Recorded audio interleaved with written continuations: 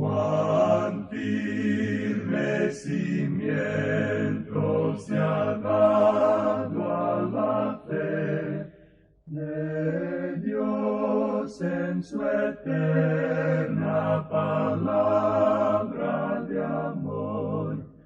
Con el propósito de compartir con usted las inmutables verdades de la palabra de Dios, presentamos A través de la Biblia, un estudio detallado y sistemático de toda la Biblia que le ayudará a conocer lo que Dios ha revelado para nuestro provecho espiritual. Estos estudios bíblicos fueron diseñados y elaborados por el Dr. J. Vernon McGee, versado maestro de la Biblia, quien dedicó la mayor parte de su vida a la enseñanza clara y sencilla de la palabra de Dios. Acompáñenos, pues, mientras avanzamos en nuestro recorrido a través de la Biblia. Cuán firme cimiento la palabra de Dios. Es un gozo estar nuevamente con usted, amigo oyente, para traerle otro estudio de la serie A través de la Biblia. Continuamos hoy, amigo oyente, nuestro viaje por este libro de Zacarías. Y en nuestro programa anterior dedicamos todo el programa a la así llamada entrada triunfal. Nosotros la llamamos la salida triunfal. Y queremos decir una palabra final en relación con esto. Usted se ha dado cuenta que Mateo cita solamente una porción de lo que dice el versículo 9. Solo una porción muy definida, por cierto, pero él dejó de lado otras cosas. Y, amigo oyente, debemos decir que hay ciertas inclusiones y ciertas exclusiones. Hay ciertas admisiones y ciertas omisiones. Y la pregunta es, ¿por qué dejó de lado él ciertas cosas e incluyó ciertas cosas? Bueno, esperamos haber aclarado esto en el programa anterior, que aquello que citó Mateo y que también interpretó Juan tenía que ver con la primera venida de Cristo, y que lo demás tiene que ver con la segunda venida de Cristo. Él entró montado en ese pequeño animal de paz en la primera ocasión, trayendo paz. En la siguiente ocasión, Él vendrá montado en un caballo blanco, un animal de guerra, pero Él va a traer paz. ¿Cómo? Quitando toda injusticia. Porque, amigo oyente, el mundo ha tenido más de 2000 años para decidir lo que va a hacer con Jesucristo. Y en el día de hoy, Él ha sido en su mayoría rechazado. De modo que Dios va a presentar de una manera muy clara que el Hijo va a regresar esta vez para reinar, no para morir, no para redimir, sino para reinar. Y Dios va a colocarle a Él sobre el trono. Y eso es algo que estamos seguros era un enigma para Zacarías. Y aún hoy tiene perplejos a muchas personas. Pero, amigo oyente, esto es lo que dijo Simón Pedro cuando escribió en su primera carta, allá en el capítulo 1, versículo 10, indicando: los profetas que profetizaron de la gracia destinada a vosotros, inquirieron y diligentemente indagaron acerca de esta salvación. Ahora, ¿inquirieron qué? Escudriñando qué persona y qué tiempo indicaba el Espíritu de Cristo que estaba en ellos, el cual anunciaba de antemano los sufrimientos de Cristo y las glorias que vendrían tras ellos. Así es que los profetas, al igual que Zacarías en este capítulo, unían la primera y la segunda venida de Cristo. ¿Por qué? Porque ellos inquirieron y escudriñaron diligentemente, pero no podían encontrar la diferencia. Ellos, pues, tenían que expresarlo de la manera en que el Espíritu de Dios les había dado que lo hicieran. Ahora, Simón Pedro, por medio del Espíritu de Dios, hace o demuestra la diferencia. Él vino en la primera ocasión para sufrir, para traer redención. Y Él vendrá en la próxima ocasión en gloria para reinar sobre esta tierra.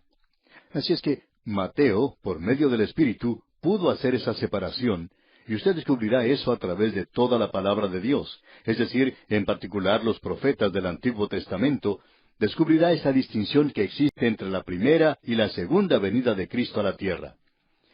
Vamos a dejar ahora este versículo 9 de Zacarías, capítulo 9, aunque este es, podríamos decir, la bisagra o articulación sobre la cual se abre y cierra la puerta de la interpretación alrededor de este gran versículo que tenemos aquí. Y sabemos que en este capítulo y en el que sigue, esto es completamente cierto.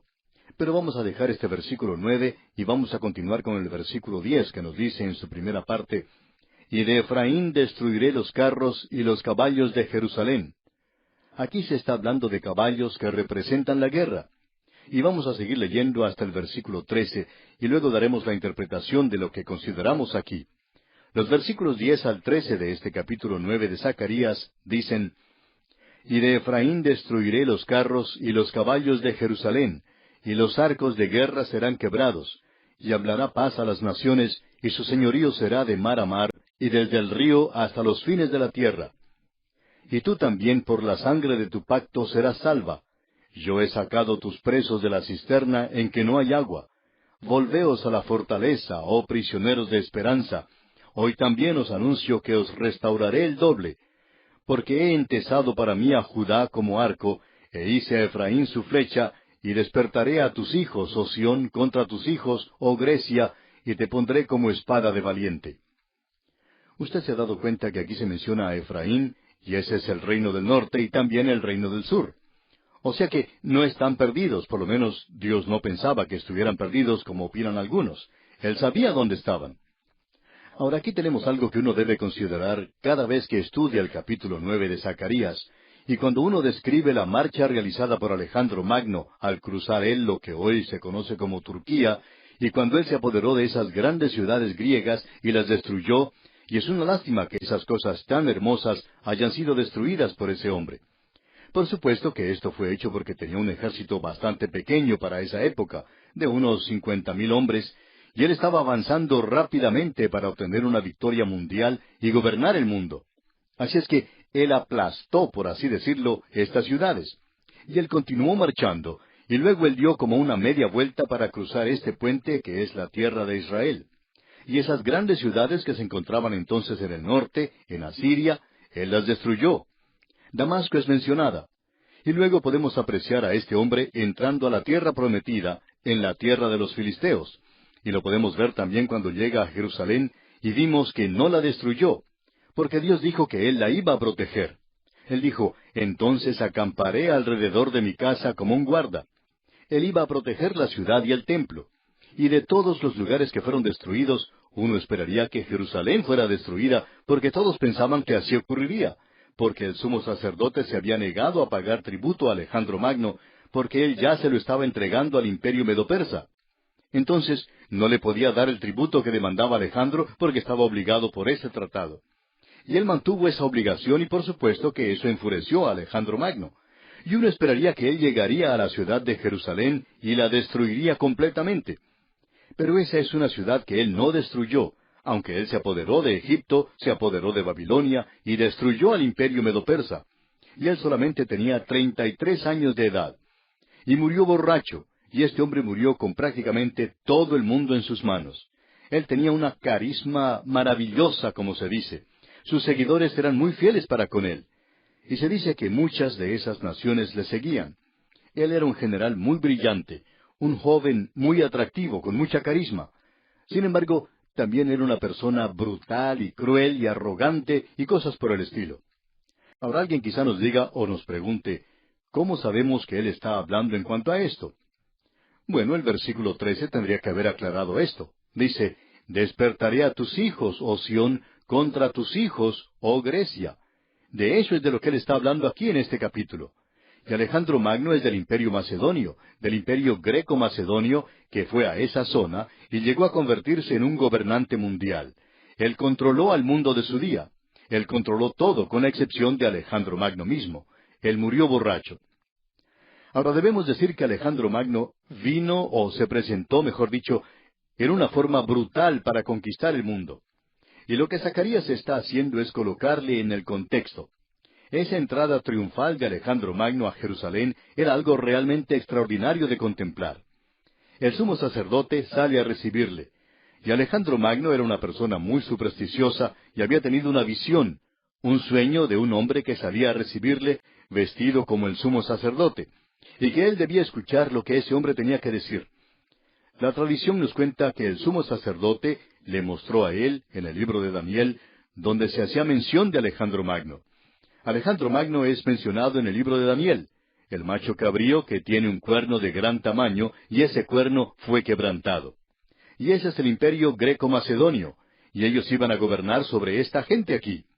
Así es que Él entró a Jerusalén con mucho triunfo, digamos, pero él no destruyó ese lugar después de todo.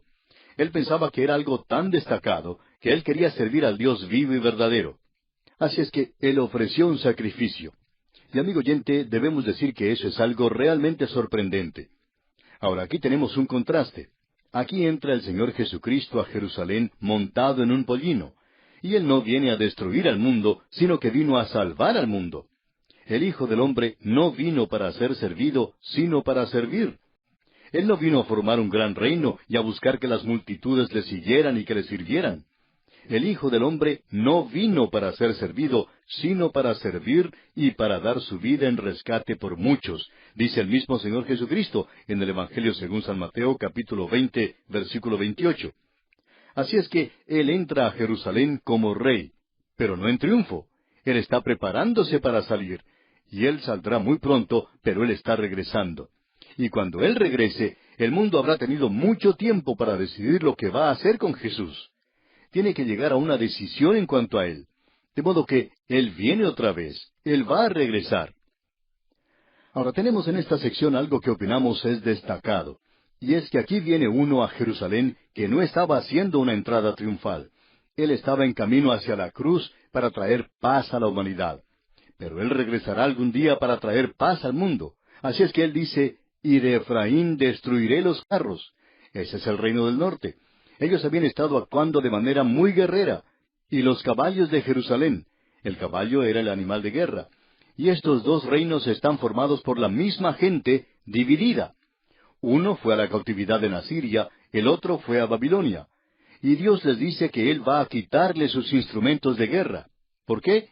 Los arcos de guerra serán quebrados y hablará paz a las naciones. Esta tierra, amigo oyente, nunca llegará a tener paz, sino hasta cuando el Señor Jesucristo venga a establecer su reino.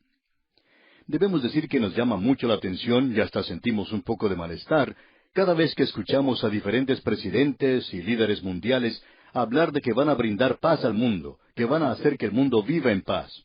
Bueno, ninguno de ellos está dispuesto a reconocer que no puede traer paz al mundo. Solo el Señor Jesucristo puede traer paz a esta tierra. Y el asunto es así de sencillo. Pero nadie le ha reconocido como el príncipe de paz. ¿Y sabía usted, amigo oyente, que esa es la razón por la cual no hemos tenido paz? Siempre hemos tenido guerra. Hay ejércitos por todas partes en Europa, en Asia y en todos los otros continentes. Soldados armados por todo el mundo. Y se pelea una guerra después de otra. Y luego hablamos de la paz. Pero siempre estamos actuando de manera guerrera. Amigo oyente, es bueno estar preparado, pero cuando uno habla en cuanto a la paz, que uno va a traer paz a la tierra, uno no la obtiene por medio de la guerra. Solo el Señor Jesucristo puede traer la paz acabando con la injusticia. No sé en cuanto a usted, amigo oyente, pero no vamos a votar más por los hombres, sino que vamos a votar por Jesucristo.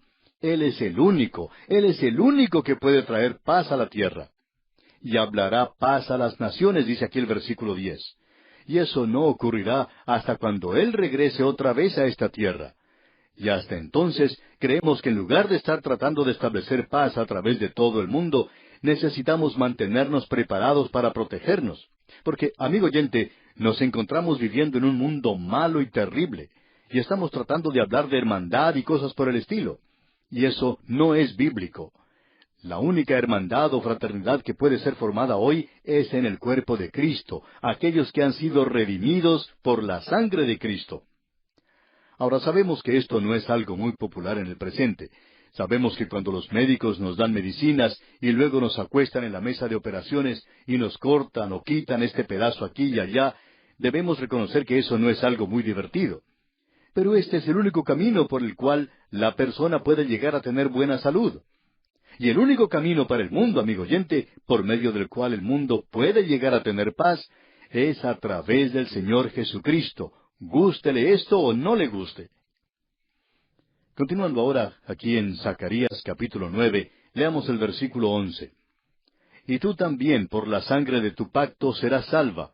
Yo he sacado tus presos de la cisterna en que no hay agua. Debemos decir, amigo oyente, que lo mejor que podemos hacer aquí es realmente presentar una interpretación espiritual de este versículo. Y tú también, por la sangre de tu pacto, serás salva. Y esa sangre del pacto es la sangre del Nuevo Testamento, la sangre de Jesucristo. Y solamente a través de esa sangre existe liberación para la humanidad. Nosotros no reconocemos que el hombre en este mundo del presente sea en realidad un hombre libre. Sí, él habla de liberación y libertad y cosas por el estilo, pero él es prisionero. Se ha vendido al pecado. Es un esclavo del pecado. Y en un día en que se habla tanto de libertad, son cientos las cartas que recibimos en cuanto a drogadictos que han sido liberados. ¿Cómo? Solo por la sangre de Cristo, amigo oyente, solo por volverse a Él. Él es el único que puede librar a los prisioneros de la cisterna en que no hay agua. Y en los versículos 12 al 14 de este capítulo 9 de Zacarías leemos: Volveos a la fortaleza, oh prisioneros de esperanza, hoy también os anuncio que os restauraré el doble. Porque he entesado para mí a Judá como arco, e hice a Efraín su flecha, y despertaré a tus hijos, oh Sión, contra tus hijos, oh Grecia, y te pondré como espada de valiente. Y Jehová será visto sobre ellos, y su dardo saldrá como relámpago, y Jehová el Señor tocará trompeta, e irá entre torbellinos del austro.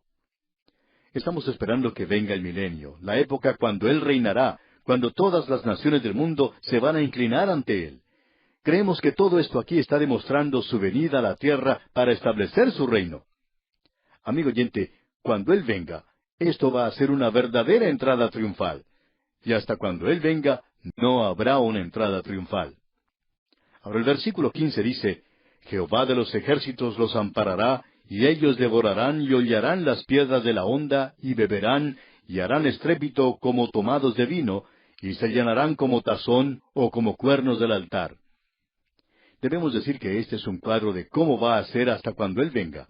El hombre no puede hacer que venga el milenio a esta tierra. Y el versículo 16 comienza diciendo: y los salvará en aquel día.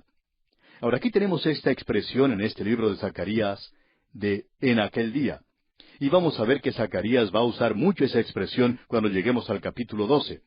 No va a hablar de ninguna otra cosa, sino de aquel día.